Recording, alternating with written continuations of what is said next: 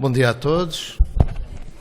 Bem-vindos a mais uma iniciativa da APDC, uma iniciativa inserida no nosso plano de trabalhos que, como sabem, implica estudar o negócio dos setores que o nosso setor pode e deve ajudar a desenvolver e, por isso, hoje temos a nossa atenção focada no setor dos transportes. Em primeiro lugar, gostaria de agradecer ao nosso patrocinador, a Altran, por nos ajudar a montar esta iniciativa e também ao Bruno, pessoalmente, pela sua intervenção, quer na equipa que tem vindo a estudar as tendências no setor dos transportes, quer na preparação desta sessão. Vamos ter como keynote speaker Mike Greenan. Mike, thank you for coming from the UK. Mike is Rail and Transport Infrastructure Director of Altran. He has been in Altran since 1997, working predominantly in the rail and air traffic control sectors. He is now Director in charge of leading and setting the global strategy for rail and transport sectors. Prior to this, Mike was UK Director in charge of operations for Altran clients in critical systems, including rail, aerospace, ATC, nuclear and medical. So Mike began his career in engineering. He has a BS in computer science and is a chartered engineer. He worked on the development and assurance of critical systems as a software engineering and supporting the safety engineering. Thank you, Mike.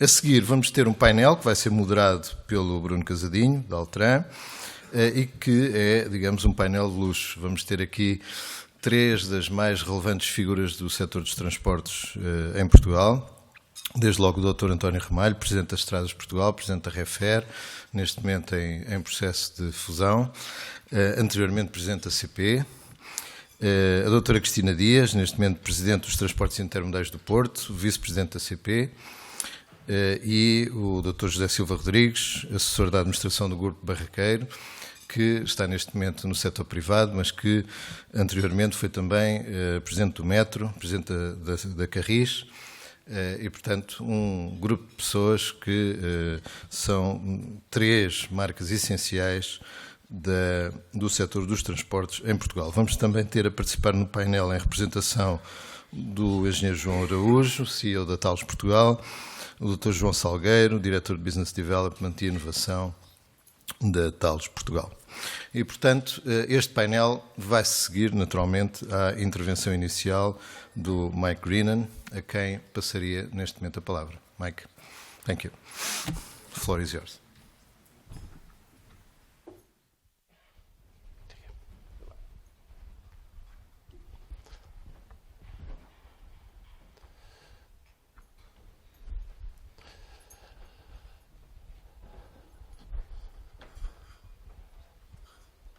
Okay, oh yes, you can hear me, I can hear me. Bom dia. Good morning to everybody. Thank you for APDC for inviting me here. So my subject today, my task is to talk about the transport sector for 15 or 20 minutes and to talk about what's the areas of innovation that we can apply, what's the opportunities for innovation that we might have in the transport sector. Yes, it works. Okay, so my agenda is quite simple. I'm just going to follow that, really. I'm going to talk, first of all, about trends. As I see them, maybe personal trends, but I've also done some data analysis, some market testing, and found out what trends are going on at the moment in the transport sector. But the second part, then, I'm going to talk about the area of opportunity in innovation that comes out of that. And really, you have the secret already. My conclusion, actually, is that for quite a big area of the transport sector, the opportunity for innovation is data. We have built our infrastructures. We have achieved many things technically. Our challenge for the future, and actually our opportunity for the future, is now about the data itself and doing more with the data and almost inventing a new science around data. So first of all, I start with some global trends. So the biggest trend of all, the mother of all trends really, especially in the transport sector, is actually the population of the world.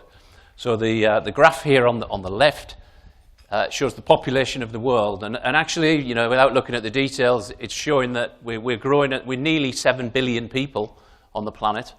By 2050, we'll be approaching 10 billion people. So you have to, this is quite an important thing to think about, just that many more people on the planet.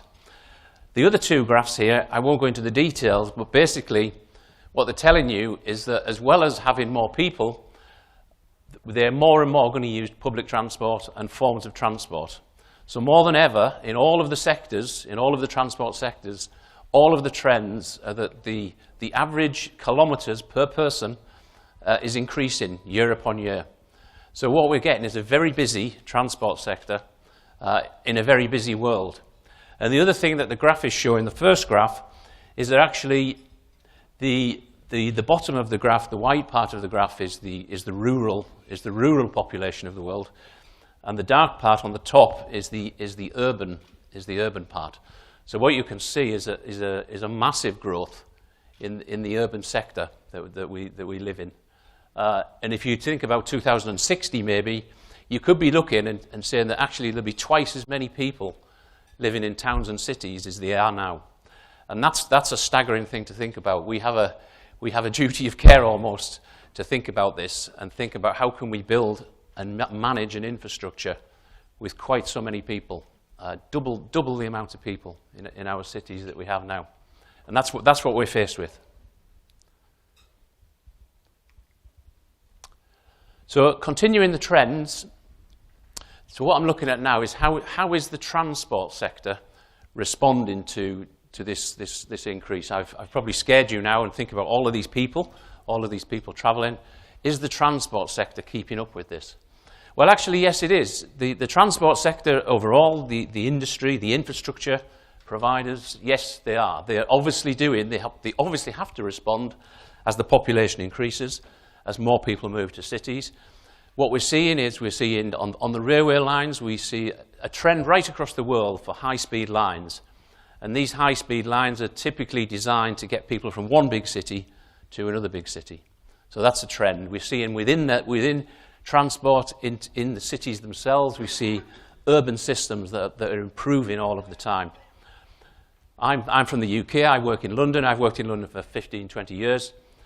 I used to get on the Jubilee line, and you would wait 10 minutes for a train between trains.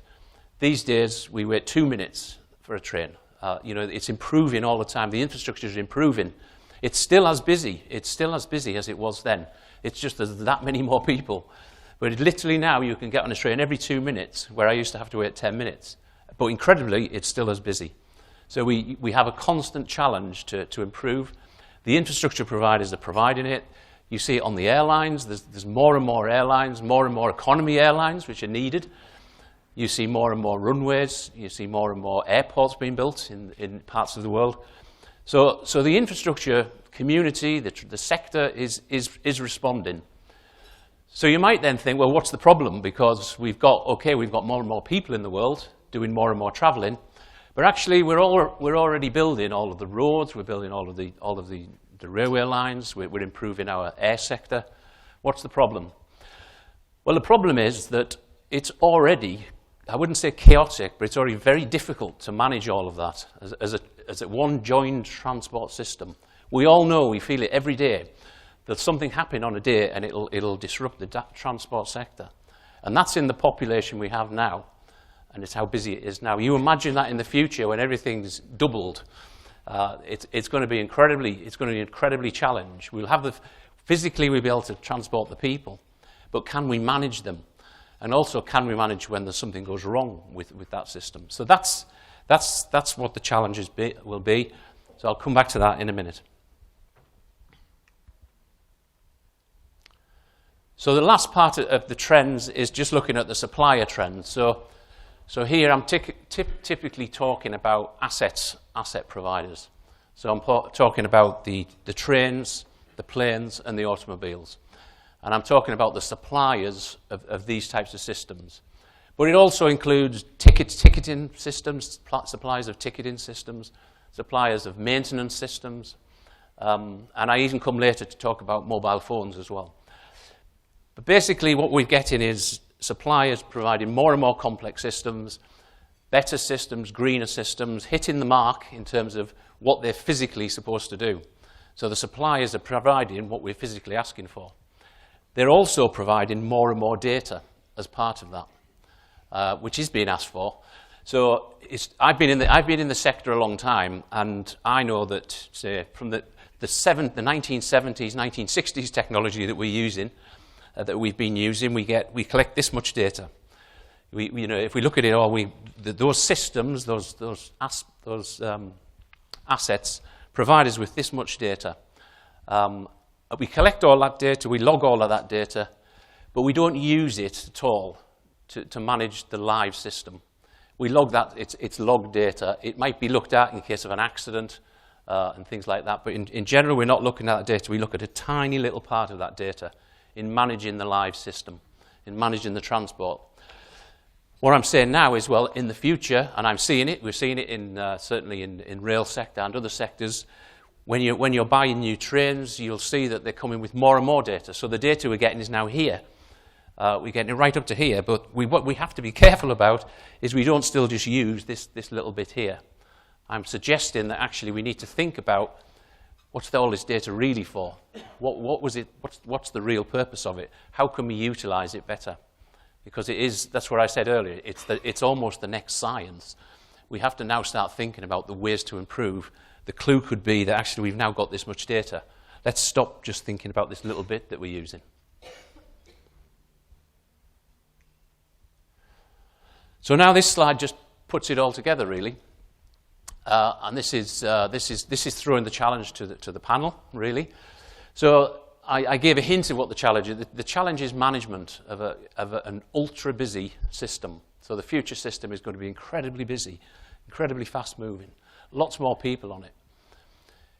We may not even be able to afford to have a failure. We can't have a pause in the system. It might be catastrophic, whatever that means. It might not be a safety catastrophe, but it might be absolutely catastrophic that a train fails. With so many people relying on the system, we've got to be more and more careful and ensuring that at any given point in time, we know that system is going to work. And the clue to this, I think, is in the data. So the opportunity, as I said, is the data. So that picture tells the whole story, really. What you've now got is more and more transport systems providing more and more data. Masses of data. You've even got users, you've got travellers, passengers on the railways or walking around in the city carrying their mobile phones. We can actually use their data as well. It's tricky, it's complicated. We'll show an example later, but you can use their data as well. So we've got all of this data. We've got masses of data. If we start to use it and we start to fuse the data together from the different systems, we suddenly come up with this new science, this new way of thinking about how do we manage the transport.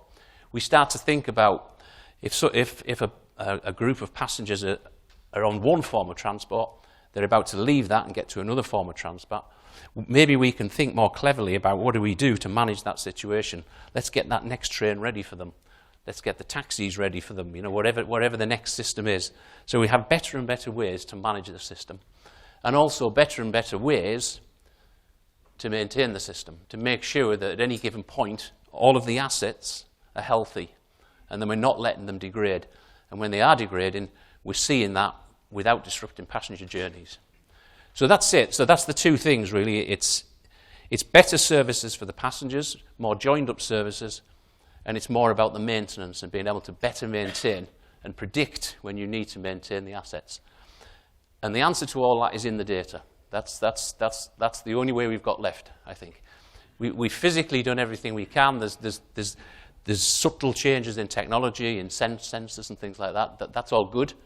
But ultimately now we have to embrace this new thing that we have. We suddenly have all of this data. We now have to start using this data more.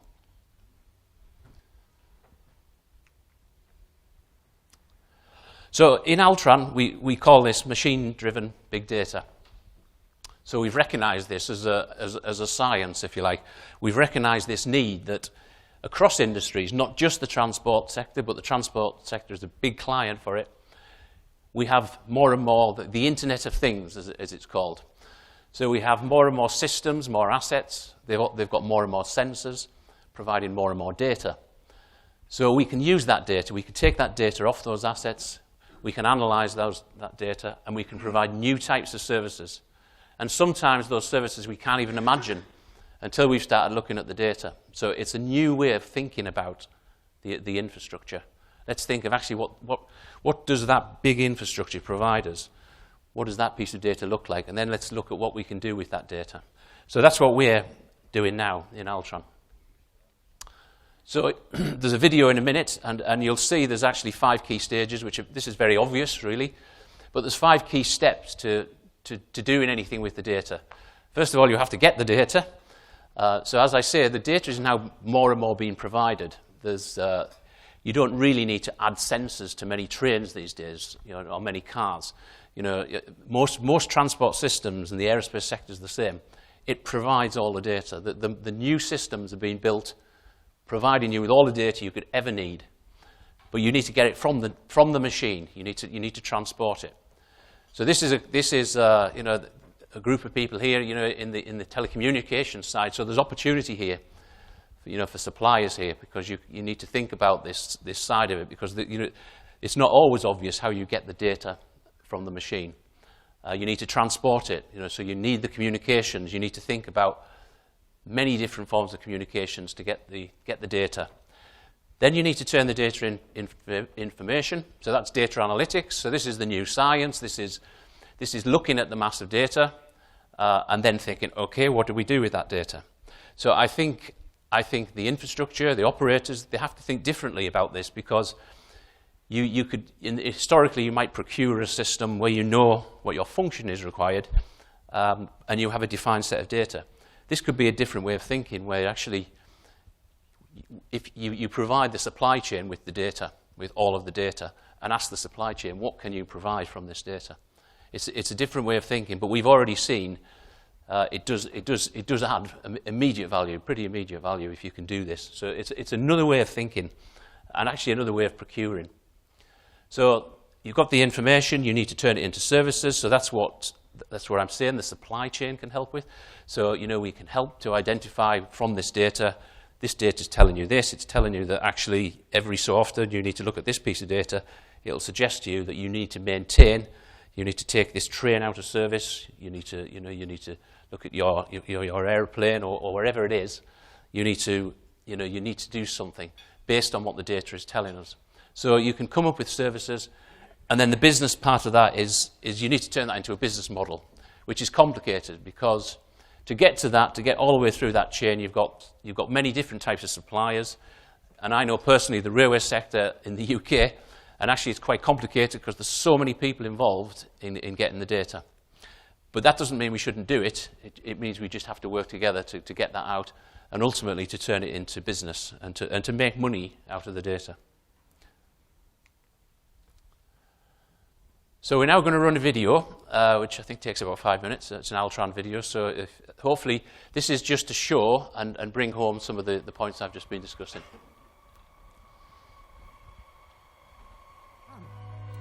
We do know that the Internet of Things is a huge opportunity that will concern all industries. The scope of connectivity is no longer limited to domestic and personal objects, but is spreading to include industrial machines. In the industrial world, cars, aircraft, trains, medical devices and manufacturing robots, etc., could give access to their data, opening the way for the creation of new applications and revenue streams. In this context, the Internet of Things becomes the Internet of Machines.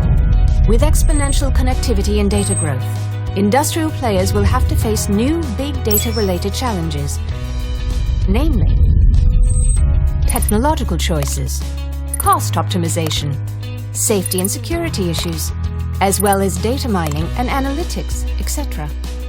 All industries are being disrupted by this connectivity, the key to success in exploiting the potential of machine-driven big data. is to combine technology, usage, and business models. ViewForge is the Altran offer designed to create value from machine-driven big data in 5 steps. Step 1. Harvesting the data.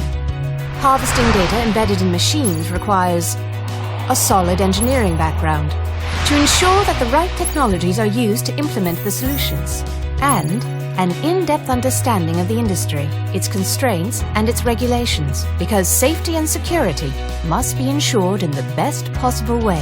Step 2. Transporting the data. Transporting data will most likely be driven by costs related to what the data is used for.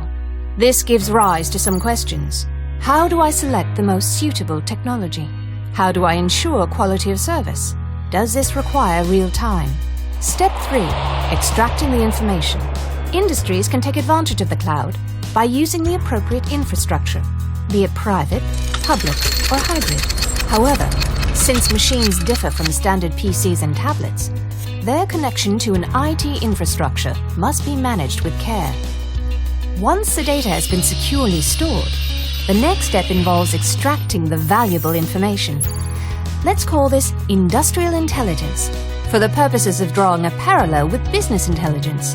Industrial intelligence is only possible if one already understands the machine and its context. Step 4. Transforming information into desirable services. Information is useless if it is not used in a desirable and efficient application. The provision of services must combine idea generation methodologies with rapid prototyping technologies in order to create relevant applications. New services can then be fed back to the machines, thus completing the machine-driven big data cycle. Step 5. Turning services into business. Because data only makes sense within a larger ecosystem, the ability to connect several industries will make the difference. Business model innovation, together with the setting up of a dedicated ecosystem, will transform machine-driven big data into a market reality. ViewForge, an Altran unique end-to-end offer, combines technology, usage, and profitability with an in-depth understanding of industry, as well as proprietary technology accelerators and a supporting ecosystem. This offer has been designed to help clients in all industries to reap the benefits of this industrial machine-driven big data revolution.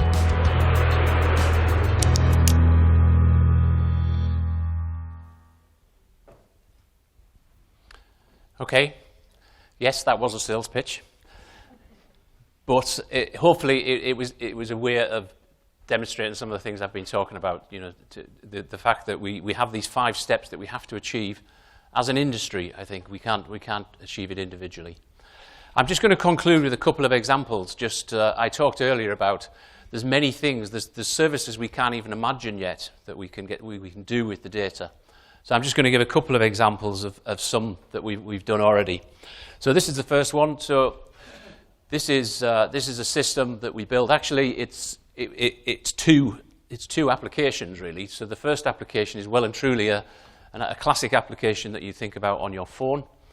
And basically, this application is taking sensory data from the phone. So you can imagine that you have your passengers or your travellers in your ecosystem, in your system, in your city or wherever they are, and you're taking all of the data from their phone. Now, this thing is it doesn't kill the battery. It's designed not to kill the battery, but basically, it's taking the data from everything. It's taking the noise it can hear. It's taking the vibration. It's taking the sounds. It's taking the movement itself. It's taking the speed. And what it's doing basically is using every sensor that it's got available. It tracks every sensor that's available on the device, and from that, it'll provide that data as a sampling rate that you choose, basically. Now, that alone doesn't give you any value, but what we then did is we tied that for a client with a particular application. And this application basically is a data fusion application.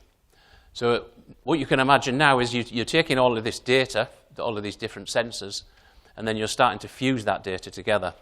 And actually you're working out, if this person is going at this speed, and that's the background noise, well, maybe he's on a bicycle. Maybe he or she is on a bicycle. Yeah, and literally it's working that out. And this thing actually works brilliantly. It works absolutely perfectly.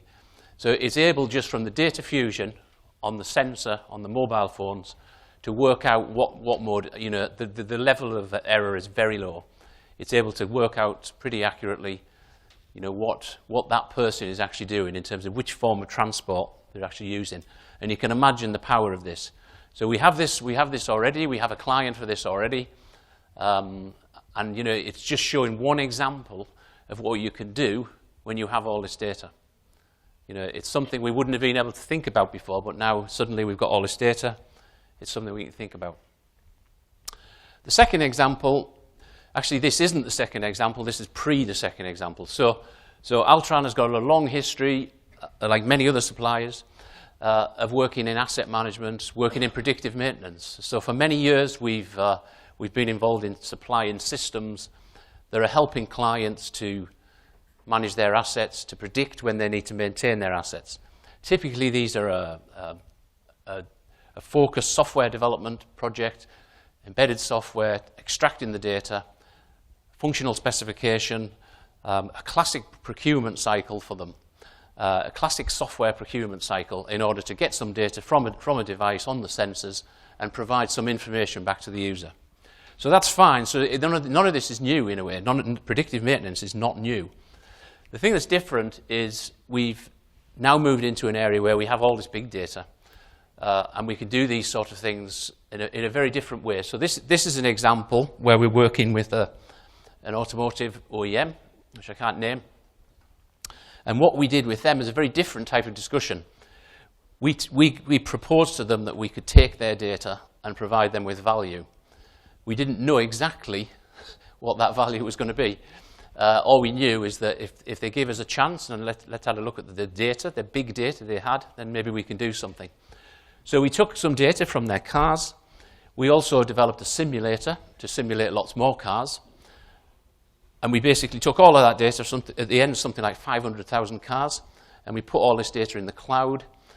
Then we got it in the cloud, we did some data analytics of it, and then we were able to go back to the OEM and say, actually, when you look at all this data, it's telling you all these different things. And many, many things came out of it, talking about the component parts of the cars and when they're likely to fail.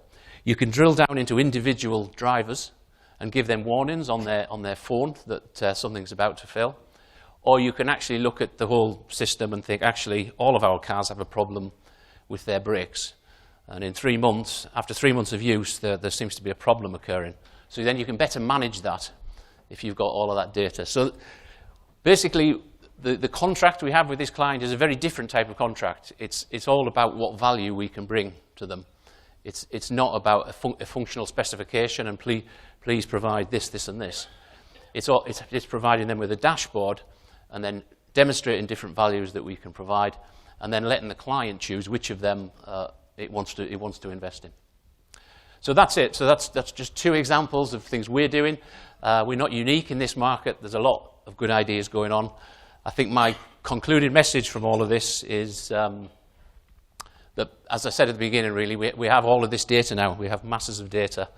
The opportunity now is to use that data, and that coincides with the need to use that data. We absolutely have to use that data now. I hope that was clear. Thank you.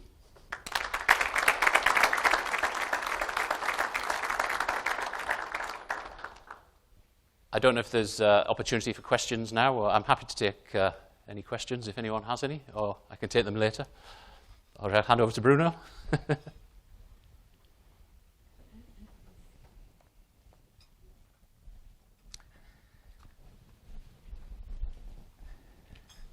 Eu pedia só, entretanto, se puderem abrir aqui as cortinas, que de repente ficou de noite.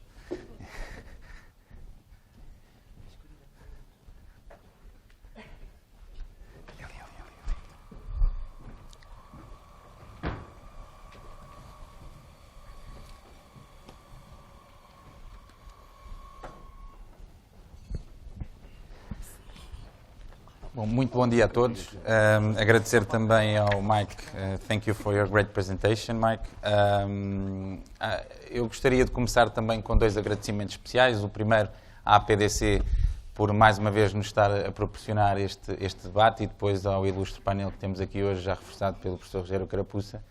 De facto é um privilégio para o setor ter-vos aqui e poderem connosco, num ambiente um bocadinho mais intimista, podermos aqui partilhar algumas das tendências do setor e também a resposta que gostariam de obter das empresas aqui presentes. Eu também gostava de partilhar, tendo estado eu envolvido na realização deste estudo de tendências e analisando o setor dos transportes, que deu origem também a um debate no Congresso da APDC em novembro passado, dizer-vos que, sendo eu um homem das comunicações, quando analisei o setor dos transportes um bocadinho mais a fundo, vi que há muito mais coisas em comum do que... Enfim, estes dois setores têm muito mais coisas em comum do que aquilo que os distancia. Nomeadamente, se por um lado as comunicações transporta voz, dados e imagem, temos por outro lado os transportes a transportar pessoas e mercadorias, não é? E, portanto, eu diria que se calhar de uma forma muito simplista é também uma forma interessante de analisar aquilo que liga estes dois setores. Por outro lado, como já foi referido, e isso foi também um dos grandes drivers deste estudo de tendências, é o papel que o setor das comunicações pode ter como acelerador do desenvolvimento dos diferentes setores, nomeadamente dos transportes. Portanto, é mesmo, digamos assim, este o desafio que eu vos lanço aqui ao painel, que é discutirmos as tendências que foram lançadas e depois também terminarmos com aquilo que são as vossas expectativas e a capacidade de resposta que gostariam de obter deste setor das comunicações. Eu começo então com uma pergunta, enfim, comum a todos, que era terem a oportunidade de comentar a intervenção do Mike e de alguma forma perceber se vocês se revêem nestas tendências, ou seja, a tendência de, por um lado, nas infraestruturas, da necessidade de gestão e otimização desses ativos existentes e, por outro lado, numa perspectiva de operador, se de facto o foco no utilizador e no cliente vai ser o grande driver. Eu começaria aqui pelo Dr. António Ramalho. Ora, antes de mais, Bruno, bom dia a todos. Bom dia também à APDC e agradecer, enfim, como membro do Conselho Consultivo tenho uma dupla função aqui de dever e a melhor maneira de pagar um pequeno almoço é dizer, obviamente, ao setor de comunicação, das telecomunicações, das TIC em geral, aquilo que são as perspectivas do lado dos transportes sobre as necessidades que vão, no futuro, ver-se ou detectar-se em função das tendências que temos. Eu, curiosamente, em relação ao Marco, quase que aceito as conclusões dele, mas vou começar por corrigir aquilo que são as minhas previsões de tendência. Eu não tinha visto esta intervenção, mas até parece que estou preparado para ela, para dizer o seguinte: não existe em Portugal nem na Europa nenhuma tendência demográfica significativa de aumento dos volumes de mobilidade ao nível das pessoas. E não existe porquê? Porque os números que todos ali foram apresentados eram prospectivos e, portanto, são suscetíveis, obviamente, de ser cenarizados, mas a verdade é que existe hoje em dia uma média de 60%, como se disse ali, de pessoas a viver em cidades. Para ser mais preciso, em 2010, o último número exato, eram 54,8%, mas na Europa a média está em 70%, sendo que Portugal tem 63,5% de concentração urbana. Portanto, os níveis de concentração urbana são muito elevados. E se olharmos para Portugal, então, percebemos que passar dos 63,5% para 70% significa qualquer coisa como 7%, o que significa 70 mil pessoas a crescerem ao movimento urbano, o que, em termos de transporte e mobilidade, é rigorosamente zero. Portanto, do ponto de vista de tendências, a primeira coisa que queria dizer era esta, sendo que, ainda por cima, quando olhamos para os números, Londres tem 80% de concentração urbana, a Alemanha tem 75% e a França tem 79,5%. Isto é, para os números, digamos assim, de concentração urbana, eu parece que estava preparado para esta intervenção. Para os números de concentração urbana, não vamos ter nenhuma tendência demográfica concentrada. Pelo contrário, vamos ter tendencialmente, e agora já é a perspeção minha, alguma tendência centripetista do ponto de vista da concentração, da reorganização dos centros urbanos. Isto porquê? Porque durante um determinado período onde a expansão demográfica e as migrações eram evidentes para aquilo que era a construção urbana, criaram-se certo tipo de zonas periféricas às grandes cidades que criaram estruturas que não têm as mesmas condições do ponto de vista do desenvolvimento urbano. Eu dou-vos um exemplo. Nós, obviamente, temos uma qualidade de serviço, não é só pelo que o Silva Rodrigues está aqui ao meu lado, meu grande amigo, temos uma qualidade de serviço prestado, obviamente, nos transportes públicos de Lisboa, que não tem comparação nenhuma com a Amadora. No entanto, para termos uma ideia, a Amadora tem 7.378 pessoas por quilómetro quadrado, enquanto Lisboa tem 5.207. Isto é, os níveis de caotismo, caóticos do ponto de vista da organização urbana, já é bastante mais difícil de desenvolver dentro destes modelos. E, portanto, haverá, isso sim, tendências de concentração naturalmente urbanas, que já se sentem, de centripetismo para os centros, com as reabilitações dos centros e os desenvolvimentos de outros modelos. Por outro lado, isso acresce a uma certa dispersão que nós vamos ver pelos sistemas, digamos, de desenvolvimento da organização produtiva e dos escritórios do staff, que começam a espalhar-se, porque não havendo não só tendências demográficas que justifiquem, digamos assim, que nos próximos 20, 30 anos tenhamos mais pessoas, pelo contrário, as tendências até são para termos menos pessoas, enfim, uma gestão segundo quer o Pordata, quer o INE, faz estimativas para 2050 na ordem dos 8,5 a 9 milhões de pessoas em situação normal. Se juntarmos a isto alguma tendência de imigração que tenderemos a ter, poderemos estar, digamos assim, estabilizados ao nível dos 10 milhões de pessoas, mas não tenderemos a ter mais pessoas. Vamos ter, como consequência natural desse efeito, um aumento significativo da virtualização do relacionamento. Isto é, do ponto de vista de mobilidade, há uma mobilidade virtual que está a aumentar significativamente, permitindo naturalmente, através dos meios de comunicação diferenciados da utilização de fibra óptica com qualidade invejável e da capacidade de se trabalhar à distância, uma redução significativa da mobilidade física ou da necessidade de mobilidade física. Isto, para mim, cria duas tendências que eu gostava de dizer. Quer dizer, isto dá a sensação que eu venho, digamos, dizer apenas o contrário, mas para concluir da mesma forma. A primeira coisa que eu gostava de dizer é que vamos ter alterações substanciais na mobilidade urbana através de um incremento significativo das penetrações do transporte público por virtude das necessidades de concentração e de modelagem da concentração, até eventualmente invertendo o princípio dos quilómetros percorridos, porque é verdade que os passageiros têm aumentado os quilómetros, mas é provável que venham a descê-los nos próximos tempos, e com um aumento claro dos soft modes. As bicicletas, o a pé, etc., um conjunto de modos, digamos assim, partilhados, que podem eventualmente vir a alterar. Por outro lado, vamos ter que concentrar conceitos novos do ponto de vista de mobilidade global, porque há cidades que vieram a ganhar um aspecto global dentro do conceito. Hoje em dia, Lisboa, quer por transportes marítimos, quer por transportes aéreos, enfim, com a greve já sabemos menos, mas quer com outro tipo de transportes, ganha, obviamente, capacidades de mobilidade internacional que não são comuns, digamos, às outras cidades portuguesas, quer queiramos, quer não, porque o conceito é substancialmente diferente. E vamos ter que trabalhar com as cidades rurais, através de modelos intercity, de uma forma muito clara, mas fora das cidades rurais, através de sistemas de baixa densidade, dado que não há sustentabilidade nenhuma para transporte público que não seja transporte porta a porta em aviso. Isto é, vamos ter que compatibilizar aquilo que são, na minha opinião, a gestão dos fluxos e a gestão das frequências, destruindo os horários, no caso dos transportes de concentração urbana. E vamos ter que trabalhar, obviamente, a reconstrução dos horários daquilo que são os transportes, digamos assim, intercidades. Já agora, dizer finalmente que isto também vem alterar o paradigma do modelo da mobilidade.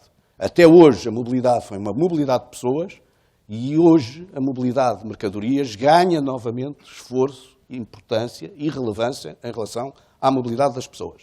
Na escala, na cadeia alimentar, o transporte de mercadorias ferroviário, por exemplo, é claramente aquele que está, enfim, nas opções, obviamente, de prioridades, é aquele que está em último lugar. Isso não virá a acontecer no futuro. Isto é, o transporte de mercadorias vai ganhar uma nova dimensão do ponto de vista de estrutura e vai ganhar uma nova dimensão dentro também de uma alteração de conceitos, que é o fim do paradigma e do dogma do ambientalismo dos transportes. Os transportes por condições ambientais começam-se a equilibrar de uma forma muito clara, porque o transporte ferroviário e o transporte rodoviário começam a ter equilíbrios fundamentais, o que significa uma transferência fundamental dos modelos para aquilo que eu chamo o domínio energético dos transportes. Isto é, as razões pelas quais nós temos que preferir o tipo de transporte têm a ver com as opções energéticas de cada um dos continentes, chamemos assim, dado que esta expansão, sobretudo a Interland, tem a ver com os continentes, e não com as opções eternas da defesa dos ambientes e da defesa verde, que no fundo estava subjacente ao próprio modelo. E isto, por exemplo, são, para mim, as tendências macro. Curiosamente, que se vão fechar exatamente naquilo que foi aqui dito. Primeiro, aquilo que é a sensorização, e depois gostava de falar disso, a sensorização da internet das coisas. Segundo, aquilo que é o Big Data, que decorre disto, onde também gostava de falar depois. E depois a terceira, que é a captura da cadeia de valor do nível de aplicações que vai influenciar decisivamente as TIC. Mas este, digamos assim, é, na minha opinião, o panorama global que vai influenciar o sistema de transportes com estas grandes diferenças em relação ao modelo atual, que é um modelo claramente dos anos 60 e que, portanto, no fundo está a ir calmamente e serenamente à falência do seu próprio modelo conceptual e terá que se ajustar a uma nova realidade, mas que não é uma nova realidade de crescimentos como aqueles que se verificaram até 2005 ou 2004, é um crescimento substancialmente distante, dado que as migrações terminaram, isto é, os movimentos, digamos assim, de concentração, os modelos demográficos diminuíram de uma forma muito clara, só teremos um baby boom provavelmente daqui a muitos anos, isto é, mesmo que toda a gente está a ter filhos neste momento, naturalmente só daqui a 20 ou 30 anos é que teríamos, digamos assim, esse reflexo natural dentro do próprio movimento, o que significa, basicamente, que vamos ter que ajustar um tipo de respostas do ponto de vista de mobilidades diferentes, não esquecendo o aumento da mobilidade virtual. Muito bem. E qual é que é a perspectiva do operador, Cristina Dias? Até porque, tocando aqui um bocadinho no que o António falava, estando a ferrovia a crescer cerca de 3%, muito por via do transporte de mercadorias, como é que vocês veem todas estas tendências a acontecerem? Bom dia a todos. Antes de mais, agradecer o convite à PDC, na pessoa do Sr. Professor Rogério Carapuça, que muito nos honra e prontamente aceitei. Dizer, e voltando um bocadinho ao tema do painel, que é o setor dos transportes, um setor em convergência, eu diria mesmo que o setor dos transportes é um setor em transformação convergente. Ou seja, hoje, e até fruto do que nos foi dito aqui pelo nosso orador, que abriu o apetite à nossa conversa, nós vamos ter a população a ficar muito concentrada nas grandes cidades e, portanto, nós temos um desafio enorme, transportes, que no fundo é um desafio que se faz a convergir com 3 Cs, suportado em 3 Is. Quero com isto dizer, os transportes têm que ajudar ao crescimento, um crescimento sustentável, um crescimento verde, na exata medida que o António Ramalho falava e bem, que nós temos que responder com uma eficácia energética, uma preocupação ambiental, nunca vista até aqui, mas chegou a hora, temos que olhar também nessa perspectiva e depois e depois podemos falar disso. Que transporte então estamos nós a falar? Provavelmente quando dizemos que o transporte está lotado, estamos a falar de um transporte que é maioritariamente o transporte individual. Chegou o momento de dar prioridade ao transporte público, é ele que vai ajudar este crescimento, esta competitividade e esta coesão.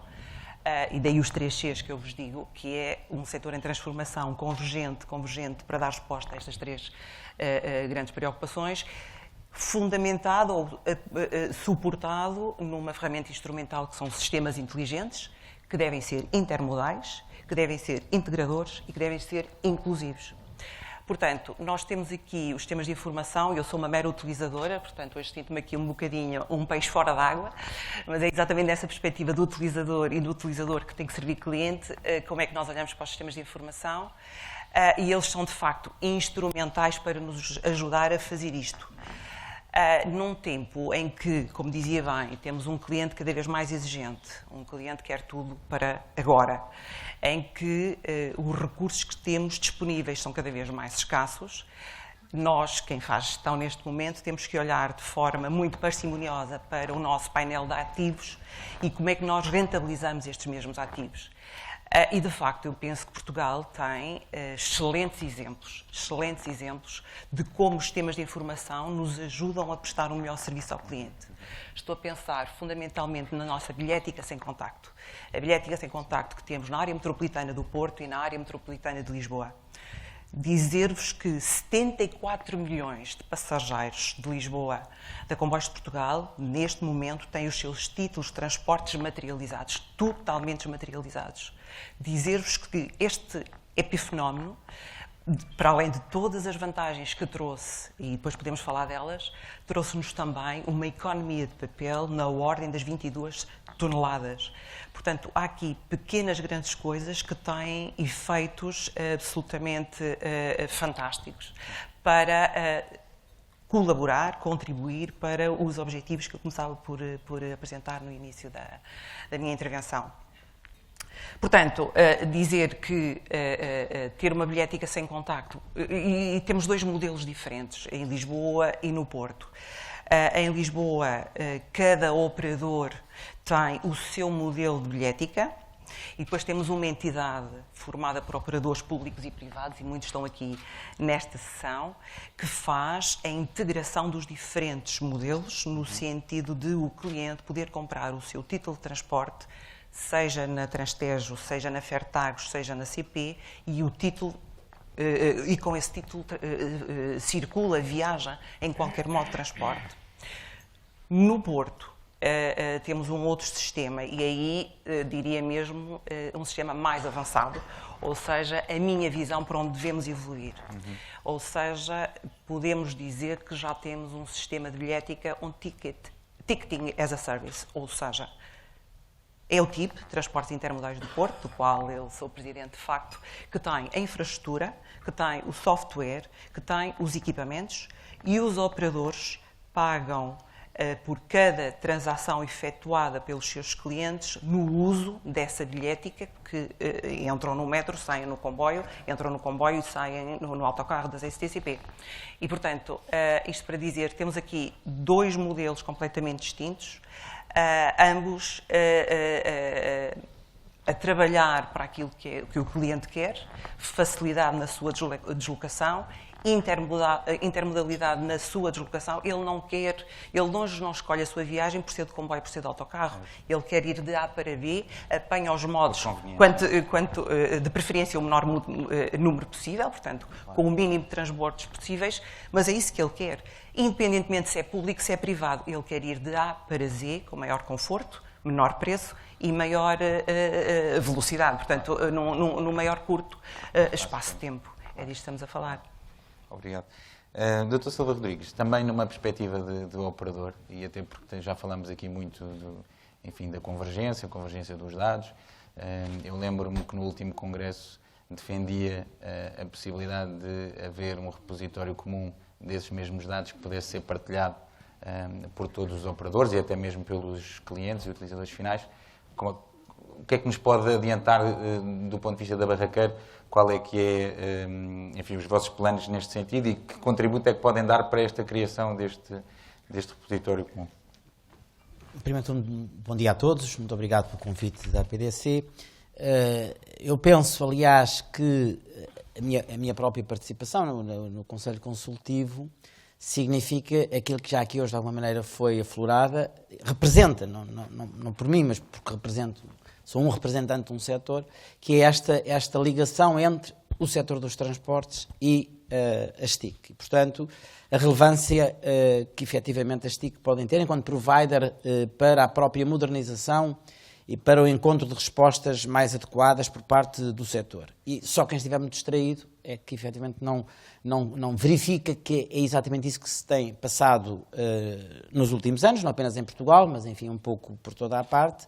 E desse ponto de vista nós em Portugal temos obviamente acompanhado esse movimento de modernização, percebendo que o drive do próprio crescimento, o drive da melhoria da qualidade do serviço que diariamente oferecemos, enfim, nos vários modos que efetivamente funcionam e que garantem a mobilidade das pessoas, é, sem dúvida nenhuma, a inovação. E, portanto, a criação de novos produtos que vão ao encontro das necessidades do mercado. Deixe-me dizer, porque há dois aspectos que me parecem muito relevantes, que, por um lado, há uma consciência que está generalizada e cada vez é um adquirido mais presente, enfim, na forma como o setor se pensa e como o setor se desenvolve, que obviamente o foco está no utilizador, o foco está no mercado. Já passámos há muito tempo, digamos, aquela cultura de empresas focadas em processo, de empresas de meios, que durante muitos anos caracterizou este setor, para efetivamente perceber que o que nos pode fazer melhorar o nosso próprio desempenho, quer no tipo de produtos que somos capazes de produzir e de apresentar e de vender, quer efetivamente na própria melhoria e sustentabilidade das empresas e do setor, passa, de facto, por percebermos que temos que produzir efetivamente aquilo que é importante para o mercado, aquilo que o cliente valoriza, sendo que os mercados são diferentes e os clientes são diferentes, e que neste mercado, como em todos os outros, a segmentação não pode deixar de estar presente. E, portanto, nós temos que ser capazes de pensar com alguma, enfim, diria, muitas vezes com disrupção, enfim, out of the box, aquilo que são as necessidades do mercado e até que ponto aquilo que estamos a apresentar ao mercado vai ao encontro, efetivamente, daquilo que o consumidor precisa para encontrar uma resposta satisfatória. O tema, mais do que o tema dos transportes, é o tema da mobilidade, que é mais do que o transporte, bastante mais do que o transporte. O transporte, e neste caso o transporte público, e ainda mais, enfim, segmentando mais o transporte público de passageiros, é apenas, qualquer que seja o modo, é apenas uma parte deste grande mercado que é o mercado da mobilidade. E naturalmente que no mundo em que vivemos, tão conectado, em rede, efetivamente este tema tem uma relevância muito grande, porque as necessidades de mobilidade vão ser crescentes e nós temos que ser capazes de ir ao encontro e até antecipar respostas que possam efetivamente colmatar e melhorar aquilo que são as necessidades enfim, dos diferentes mercados, e neste caso particular no transporte público. As cidades estão confrontadas, as cidades têm vários problemas, que têm a ver, obviamente, com questões que aqui já foram hoje colocadas e que, enfim, os estudos de tendência mostram que se vão acentuar, que têm que ver, obviamente, com a sua dimensão e com a sua escala. Isso significa, enfim, isso requer a reorganização das próprias cidades e das suas redes, isso requer, obviamente, que nós sejamos capazes de encontrar soluções que garantam sustentabilidade. E, portanto, sustentabilidade do ponto de vista ambiental, sustentabilidade do ponto de vista energético, naturalmente também sustentabilidade financeira, sendo que, enfim, acho importante sublinhar, sobretudo neste tempo e sobretudo em Portugal, que, enfim, o mundo, a realidade, os setores, as empresas não se esgotam na perspectiva financeira. Nós estamos, por razões entendíveis e compreensíveis, em Portugal, muito dominados pela perspectiva financeira, mas a realidade não se esgota na perspectiva financeira. Há muito mais para além disso, e quando discutimos a sustentabilidade, e neste caso a sustentabilidade do nosso setor, do setor dos transportes, temos que perceber que, efetivamente, sendo que, enfim, não há sustentabilidade se não houver equilíbrio financeiro, enfim, não há sustentabilidade se nós não formos capazes de gerir de forma eficiente os nossos ativos e de os rentabilizarmos melhor. Antes, enfim, de fazermos novo investimento, temos que ver se o investimento que temos é adequadamente utilizado ao serviço, enfim, dos produtos e serviços que queremos produzir, mas temos que perceber, efetivamente, que a sustentabilidade, o desenvolvimento do setor, para nós termos transportes públicos, efetivamente, com qualidade, e as cidades exigem, por razões da sua própria competitividade, que vai estar cada vez mais em jogo, da qualidade de vida daqueles que efetivamente trabalham e habitam nas cidades. Exigem, e vai ser muito diferenciador, sistemas de mobilidade com qualidade. É importante que nós possamos fazer alguma reflexão sobre o modelo de negócio no setor dos transportes, em alguns casos fazer a redefinição, reinventarmos esses modelos de negócio que se mostraram insustentáveis, mas obviamente perceber como é que, sobretudo em transporte urbano, não estamos a falar da mesma realidade quando falamos de ferrovia, ou quando falamos de metropolitana, ou quando falamos de rodovia, não estamos a falar da mesma realidade quando estamos a falar de cidades, ou quando estamos a falar de ligações, enfim, de longa distância ou de média distância, estamos a falar de coisas que são completamente diferentes. Também não vale a pena, enfim, acharmos que descobrimos a roda e que, portanto, inventámos aquilo que mais ninguém tinha inventado, e que podemos ter sistemas de transportes fiáveis e com qualidade, sem termos presente aquilo que é normal em todos os sistemas de transporte em qualidade para esse mundo fora, e como eu digo, não vale a pena querermos inventar. Basta olhar de roda e ver, sobretudo naqueles que têm sistemas fiáveis e sistemas competitivos e sistemas que têm qualidade, como é que eles estão organizados e como é que funcionam. E, portanto, temas como a contratualização do serviço público, temas como o financiamento do serviço público, temas como, obviamente, me parecem essenciais a regulação e a qualidade dessa regulação neste setor, enfim, em que há muito trabalho por fazer, não podem ser ignorados e não se pode, obviamente, ir para uma lógica simplista de que, efetivamente, a questão era apenas financeira, está resolvida e, portanto, não há problemas. Não está resolvida e temos problemas que temos que resolver, efetivamente, exigindo-nos imaginação e criatividade para pensarmos em novas respostas. Depois, deixem-me também sublinhar um aspecto que me parece importante, que aqui de alguma maneira já aflorei, que é o tema da segmentação dos mercados. Os mercados são diferentes, as necessidades dos consumidores são diferentes e é necessário, efetivamente, sermos capazes de criar produtos que vão ao encontro daquilo que são as necessidades dos consumidores. Foi aqui dito, já hoje foi aqui dito e foi bem dito, que nós não podemos ter cidades tão dependentes do automóvel, por razões de espaço físico e por razões, obviamente, de esgotamento do espaço físico das próprias cidades, que tem a ver, obviamente, com o congestionamento e com o custo enorme do congestionamento e com o que isso representa de perda de eficiência, de perda de qualidade de vida, de perda de competitividade, enfim, nas cidades. E, portanto, é um tema que tem uma enorme relevância. Também por razões de natureza ambiental, obviamente, não podemos ter cidades tão dependentes de automóvel e, portanto, com emissões. Deixe-me fazer-lhe uma pergunta só para perceber. Acredita então que existe ainda um estigma relativamente à utilização do transporte público? Se sim, como é que a Barraqueiro tenta capturar estes novos utilizadores do transporte público? Acredito que existe um estigma. Em Portugal, esse estigma está muito presente. Um estigma no sentido de que se criou esta ideia da qual ainda não fomos capazes de nos libertar, de que o transporte público é para os grupos mais desfavorecidos, é para aqueles que não têm automóvel. E que as pessoas ainda dão um grande valor, efetivamente, ao automóvel como meio de locomoção e de movimento. Aliás, não deixa de ser interessante que mal, enfim, o país respirou um pouco, enfim, do aperto financeiro em que tem vivido e verificámos que houve uma expansão enorme, uma recuperação enorme no setor automóvel. Portugal foi, do ano passado, como sabem, um dos países na União Europeia que mais recuperou as vendas no setor automóvel. É certo que nós tínhamos batido no fundo, como sabemos, mas isso mostra, obviamente, que há ainda um grande apego e uma grande ligação ao automóvel, até muitas vezes como um fator de status e de afirmação social. Nós, pese embora aquilo que aqui foi dito já, temos qualidade no transporte público, podemos melhorar essa qualidade, sobretudo porque podemos melhorar os aspectos de integração. A bilhética, que foi aqui referido, é um processo muito simplificador para os operadores, mas é também, desse ponto de vista, pode ser melhor aproveitado por parte dos operadores. É também uma forma de conhecermos o nosso mercado, de podermos conhecer o nosso mercado e as necessidades desse mercado. E através da própria bilhética, enfim, irmos ao encontro daquilo que são as necessidades do mercado. É importante que, desse ponto de vista, as empresas, enfim, que hoje estão aqui várias, muito relevantes, em peso, se assumam também como nossos parceiros de negócio.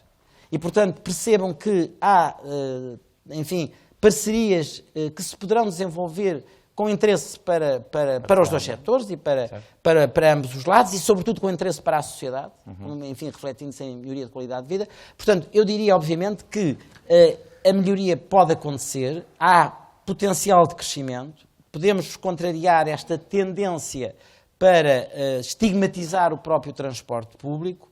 É claro que, em Portugal, precisamos de fazer uma coisa que se tem feito pouco e que é muito importante para o sucesso deste processo, que é, obviamente, haver uma perspectiva de sistema e uma gestão integrada do sistema. Não é? Em Portugal não há, efetivamente, entre aspas, um dono do sistema e, portanto, não há uma gestão do sistema e cada empresa e cada operador, privado ou público, vai fazendo aquilo que pode, quando pode e como pode, e tem-se feito várias coisas, quer enfim, nas empresas públicas. O exemplo que a Cristina dava sobre os transportes intermodais do Porto é um bom exemplo de como é que se como em Lisboa. Em Lisboa, aliás, Lisboa também, sim, mas agora num modelo já as a service, o que significa que já está mais perto daquilo que ambiciona no futuro, não é?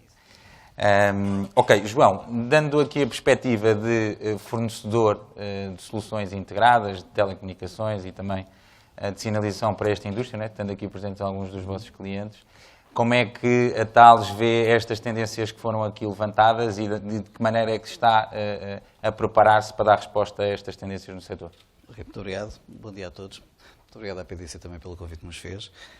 Eu diria que a apresentação que o Mike fez traduz e alinhamos bastante com ela. Eu gostaria só de acrescentar 2 pontos. Além da internet das coisas, que é claramente, além de uma buzzword, é um facto técnico, na medida da capacidade que temos hoje de concentrar informação de praticamente todos os sistemas, que gera outra buzzword, que é o Big Data, ou seja, conteúdo enorme de informação, que podemos trabalhá-la. Eu gostaria de juntar aqui uma outra componente que foi de algum modo implícita, que é o utilizador. E o utilizador também foi referido, o utilizador na sua ótica mais ou menos passiva de contribuinte de informação, seja pelo sistema de bilhética, através dos registros que ficam do seu movimento, seja pelo smartphone que, de um modo passivo para o utilizador, continua a poder dar alguma informação.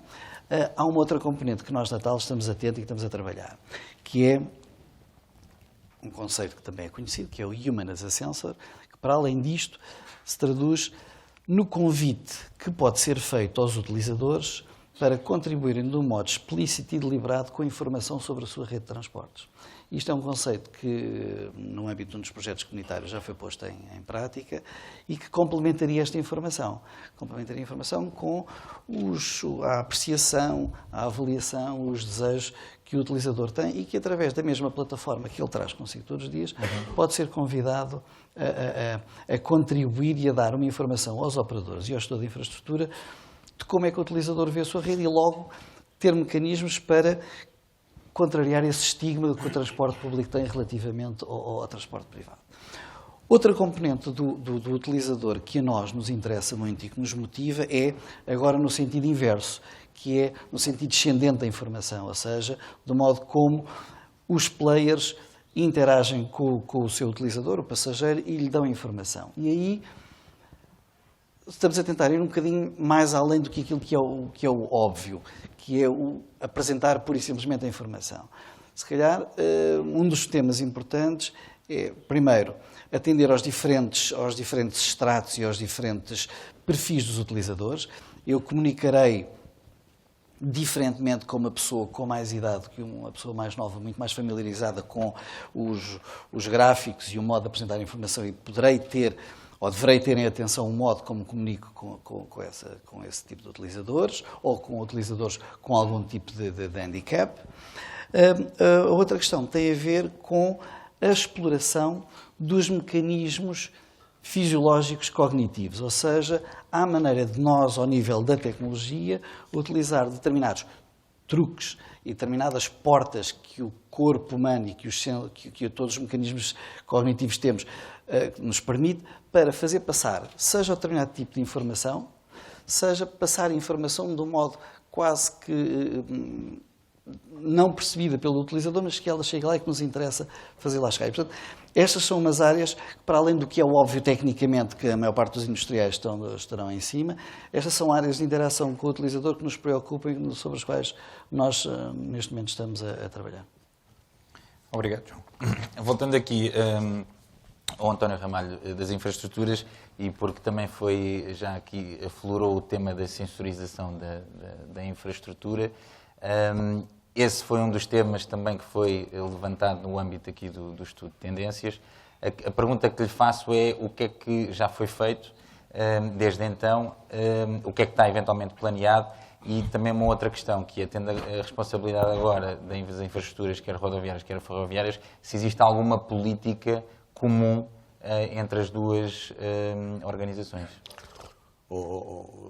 Bruno, mais do que o que foi feito, eu vou ser muito claro sobre aquilo que vai ter que ser feito, porque eu julgo que é, no fundo, aquilo que é mais interessante, digamos, para os membros aqui da APDC e para os associados da APDC. Sem antes, e portanto, com isto, digamos assim, dar o meu contributo, pagar o meu soldo, digamos assim, por este pequeno almoço, mas simultaneamente dizer duas coisas em relação àquilo que disseram os meus colegas, para que fique claro a minha divergência em relação a um ponto. Não há crescimento da mobilidade nos próximos tempos do ponto de vista das estruturas normais urbanas. Pode haver shift modes, na minha opinião. Eu não devia dizer isto, porque obviamente como gestor de infraestruturas e gestor de concessões, adorava estar a fazer concessões baseadas em crescimentos fantásticos de tráfegos, etc. Era tudo muito bonito. Não vai haver. As pessoas pensam que vai haver, há anos que dizem que vão haver, estão a pensar sobre os anos 60, a partir de 2003, que não há crescimento nenhum, e os movimentos são os movimentos que o mercado nos impõe, não são aqueles que nós desejamos. É verdade que toda a gente acha muito interessante, estamos a subir 3% ou 3,5% no transporte urbano de ferrovia, mas obviamente estamos a subir 13% do ponto de vista, digamos assim, que é o tráfego neste momento do ponto de vista rodoviário. E, portanto, mais uma vez, estamos outra vez com crescimentos significativos e, portanto, estamos ali, a Cristina da Fertago está tristíssima porque as coisas não lhe estão a correr bem e a Brisa está satisfeitíssima porque as coisas estão a correr otimamente. Pronto, a vida é assim, nós dizemos sempre que os mercados são diferentes, vai haver shift modes, andamos a dizer coisas há não sei quanto tempo. Enquanto não fizermos intervenções claras do ponto de vista das partilhas e dos incentivos financeiros, não vamos rigorosamente alterar rigorosamente nada em relação a esse modelo, porque esse é um modelo natural da vida das pessoas, é a tendência das pessoas, devemos dizer sempre o contrário. Do ponto de vista de mobilidade, os níveis de virtualização estão a aumentar, os níveis de circulação das pessoas não vão crescer do ponto de vista de mobilidade. Vai haver centripetismo, na minha opinião, do ponto de vista urbano, mas não vai haver, digamos assim, mobilidades significativas de alteração, digamos assim, dos padrões de mobilidade atual. É a minha previsão para os próximos 30 anos, deixo-a aqui, gostava de deixar um bocadinho diferente isto, porque de outra maneira algo decorreu deste efeito.